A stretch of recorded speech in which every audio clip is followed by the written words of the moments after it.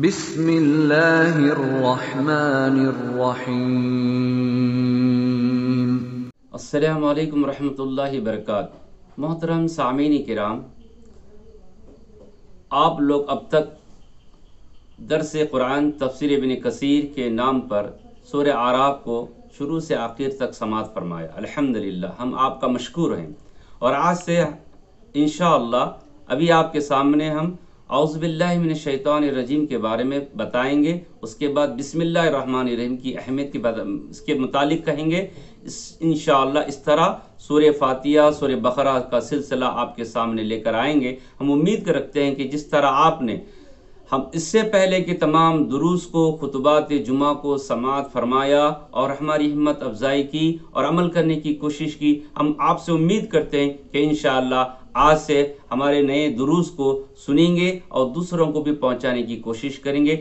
الحمدللہ رب العالمین والصلاة والسلام علی سید الانبیاء والمرسلین، اما بعد، فقد قال اللہ تبارک وتعالی فی القرآن المجید والفرقان الحمید، اعوذ باللہ من الشیطان الرجیم، بسم اللہ الرحمن الرحیم، فإذا قرأت القرآن فاستعذ باللہ من الشیطان الرجیم۔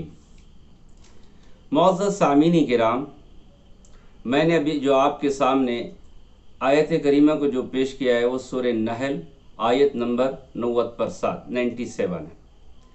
اللہ کے نبی صلی اللہ علیہ وسلم ہر کام بسم اللہ سے شروع کرنے کا حکم دیا ہے، مگر اللہ رب العالمین اس آیت شریفہ میں خصوصاً قرآن مجید کی تلاوت کا آغاز اعوذ باللہ من الشیطان الرجیم سے کرنے کا حکم دے رہا ہے۔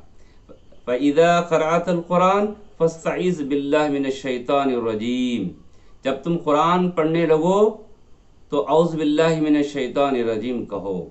اس کا مطلب یہ ہے کہ شیطان یہ ہمارا کھلا دشمن ہے، اور اس کے تعلق سے کئی مقامات پر بھی اللہ رب العالمین نے واضح طور پر اشارہ کیا ہے، کیونکہ قرآن سمجھنے کے بعد انسان اللہ کے بتائے طریقے پر زندگی گزارے گا اور جنت میں جانے کی تیاری کرے گا۔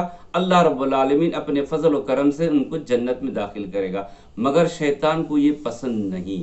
شیطان چاہتا ہے کہ اللہ کے بندے اللہ سے سرکشی کرے، بغاوت کرے اور جہنم رسید ہو، کیونکہ وہ ازل سے ہی آدم علیہ السلام کا اور کل بنی آدم کا دشمن ہے، جیسے کہ اللہ رب العالمین سورہ بقرہ میں ارشاد فرماتا ہے، وَلَا تَتَّبِعُوا خُطُوَاتِ الشَّيْطَانِ إِنَّهُ لَكُمْ عَدُوٌّ مُّبِينٌ، کہ لوگو تم شیطان کے راستے پہ مت چلو، إِنَّهُ لَكُمْ عَدُوٌّ مُّبِينٌ، یہ تمہارا کھلا دشمن ہے۔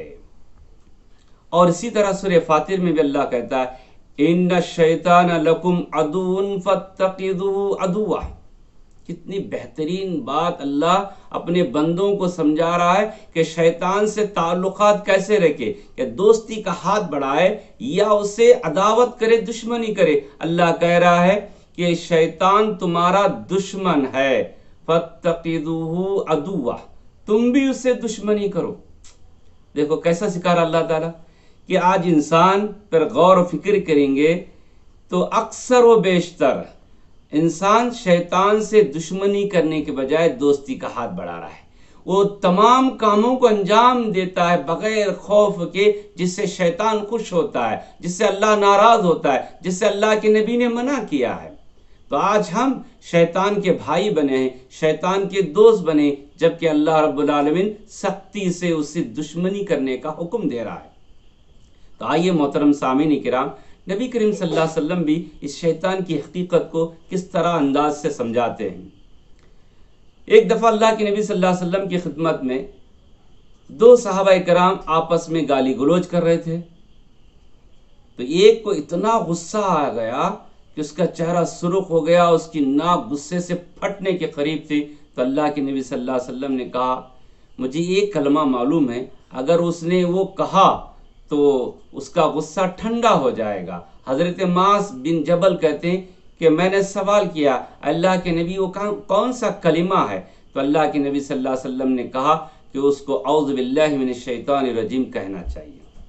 تو معلوم یہ ہوا کہ غصہ شیطان کی طرف سے آتا ہے، اور غصے میں انسان زبان سے، ہاتھ سے کیا کیا کام انجام دیتا ہے۔ جب غصہ ٹھنڈا ہوتا ہے تو شرمندگی کے علاوہ اسے کوئی چیز حاصل نہیں ہوتی ہے۔ تو اسی لیے اللہ کے نبی صلی اللہ علیہ وسلم نے کہا کہ شیطان کو جب غصہ آتا ہے تو اعوذ باللہ سے ٹھنڈا کرو۔ اسی طرح ایک دفعہ اللہ کے نبی صلی اللہ علیہ وسلم نے کہا جب اذان دی جاتی ہے تو شیطان ہوا خارج کرتے ہوئے بھاگتا ہے، اتنے دور بھاگتا ہے جب تک کہ وہ اذان نہ سن پائے۔ جب اذان ختم ہوتی ہے تو پھر واپس آتا ہے، پھر اقامت جب کہی جاتی ہے تو پھر بھاگتا ہے، پھر واپس آتا ہے، اور نمازی کے دل میں نئے نئے کام یاد دلاتا ہے۔ وہ کام باقی تھا، ایسے ایسے کام کہ عام وقت میں اس کو یاد بھی نہیں آتے، نماز میں شیطان یاد دلاتا ہے، اور نمازی کو پتہ بھی نہیں چلتا کہ وہ کتنی رکعت پڑھا۔ تو شیطان کا کام ہے شبہات میں، شک و شبہ میں ڈالنا، وسوسے ڈالنا، فتنہ فساد، گالی گلوچ، لڑائی جھگڑا کرانا، یہ شیطان کا کام ہے، اور اللہ تعالیٰ اللہ کے نبی صلی اللہ علیہ وسلم ان تمام کاموں سے بچنے کا حکم دیتے ہیں۔ اسی طرح صبح اور شام کے اذکار، حسن المسلم میں آپ نے دیکھا ہوگا، پڑھا ہوگا کہ اللہ کے نبی صلی اللہ علیہ وسلم نے کئی دعاؤں کا ذکر کیا۔ اس میں ایک دعا یہ بھی ہے جو لمبی دعا ہے، اس میں ایک جملہ ہے اعوذ بک من شر نفسی من شر الشیطان۔ دیکھیں اللہ کے نبی بھی پناہ مانگ رہے، اے اللہ میں مردود شیطان مردود سے اپنے شر سے پناہ مانگتا ہوں، من شر الشیطان، اور شیطان کے شر سے پناہ مانگتا ہوں۔ تو معلوم یہ ہوا کہ ہر انسان کو چاہیے کہ شیطان کے نئے نئے حربے سے بچنے کی کوشش کرنا چاہیے۔ اسی طرح شیطان اعوذ باللہ کے معنی ہیں کہ اللہ تعالی کے ذریعے شیطان مردود سے پناہ مانگنا۔ شیطان یہ لفظ شیطانہ سے مشتق ہے۔ شیطانہ کے معنی ہر خیر و بھلائی سے دور ہونا۔ اسی لیے عرب میں ہر سرکش انسان، جن، حیوان کو شیطان کہتے ہیں۔ حیوان کو بھی، جیسے کہ اس بات سے ہم کو دلیل ملتی ہے کہ اللہ کے نبی صلی اللہ علیہ وسلم نے کہا کہ نمازی کے سامنے گدھا، عورت، کالا کتا گزرتا ہے وہ نماز اس کی ٹوٹ جاتی ہے۔ تو اللہ کے نبی سے سوال کیا کہ کالا کتا کیوں؟ تو اللہ کے نبی نے کہا الکلب الاسود الشیطان، کالا کتا شیطان ہے۔ تو معلوم یہ ہوا کہ شیطان نئے نئے طریقے سے انسانوں کو گمراہ کرنا چاہتا ہے، وہ عہد کر چکا ہے، اور مگر اللہ کے خالص بندے، اللہ کی خالص بندیاں اس کے شیطان کے وسوسوں سے محفوظ رہنے کی کوشش کرتے ہیں۔ تو محترم سامعین، اسی طرح رجیم کے معنی بھی ہیں ہر بھلائی سے، ہر خیر سے دور۔ تو معلوم یہ ہوا کہ شیطان انسانوں کو ہر بھلائی، ہر خیر سے دور رکھنا چاہتا ہے، جہنم رسید کرنا چاہتا ہے۔